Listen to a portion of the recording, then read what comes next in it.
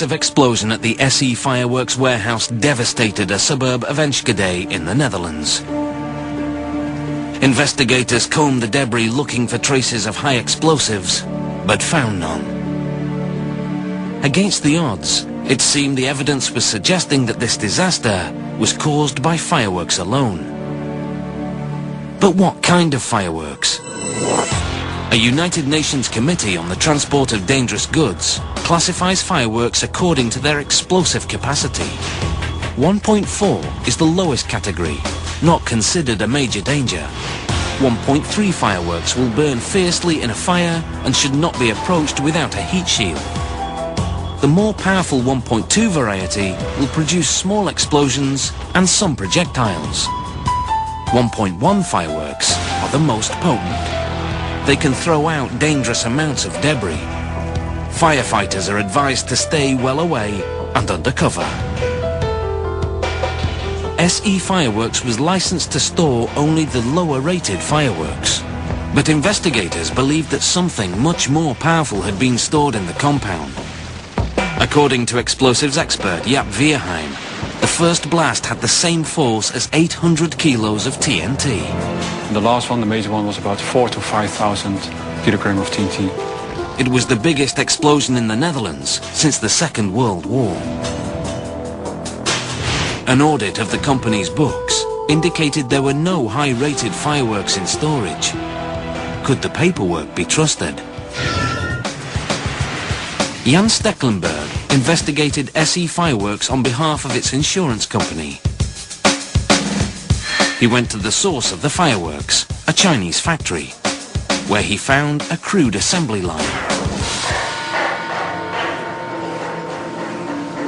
They go to the bunker, they pick up 4 kilos of gunpowder from the bunker, they put on the table, and they, with the little comps, they fill the nutshells. The nutshells that hold the explosives are used as measuring cups for the raw materials. It's all pure handwork. And a bigger bang can be supplied for more cash. It's not difficult, if you're looking for that, to go to China and to get fireworks that has more gunpowder in it than what is allowed. And if you create your own label, they'll stick it on for you. No questions asked. In the Netherlands, investigators got an unexpected insight into the trade when they seized a shipment en route from China to SE Fireworks. The contents were listed as 1.4 grade fireworks, but tests told a different story.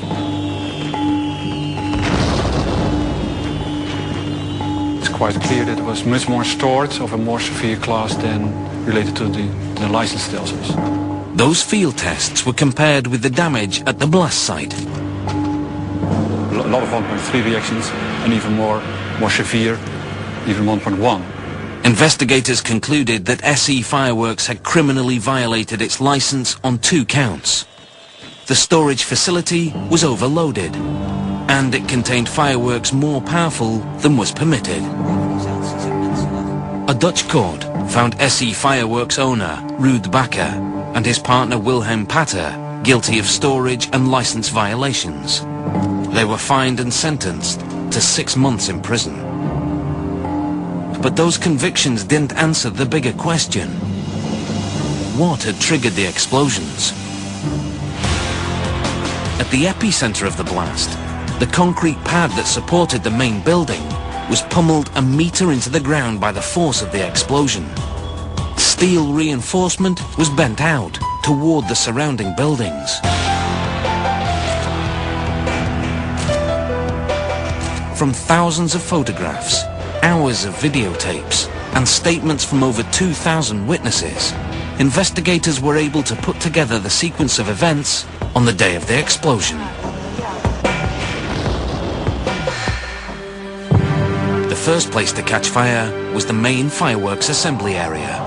It sent up a plume of smoke, and fireworks shot off in all directions. Next, fires broke out in the surrounding storage containers. The first explosion happened when those containers detonated in a chain reaction. and 66 seconds later, the rest of the compound blew up. But what had started the initial fire that triggered it all? The investigation focused on the fire's point of origin inside the main building. This was where the fireworks were assembled from raw materials: gunpowder, accelerant, and firing tubes. When police interviewed employees of SE Fireworks, two theories emerged. They mentioned that the building had been rewired by someone who was not a certified electrician. This person was never identified, but could faulty wiring have started the fire? Workers also reported dangerous handling practices inside the storage area. They reported that nitrated cotton, material that is cut into wicks for fireworks, had been stored in racks beside an electric heater to dry. Nitrated cotton is extremely sensitive to heat. It's meant to be stored wet, wrapped in plastic.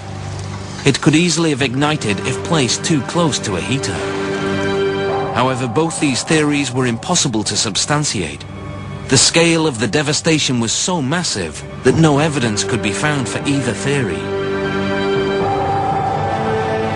But maybe the wreckage itself would reveal other clues. Peter de Bruin from the Netherlands Forensic Institute was brought in.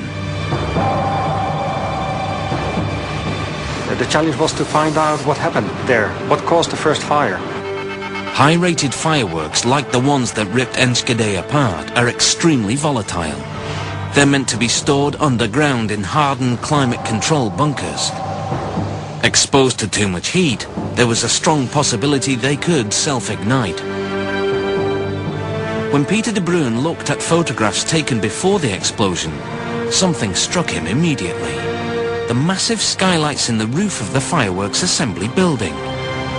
On the day of the disaster, the sun was shining, and it was unusually hot. This assembly room would go very warm, and fireworks might have out-ignited. Could the ambient temperature in the storage area have caused the fireworks to ignite? Tests were run in the forensics lab. We had determined that it would out-ignite only at about 165 degrees Celsius. So it's impossible for this material to out-ignite because of the sun shining through the skylights. Investigators were stumped.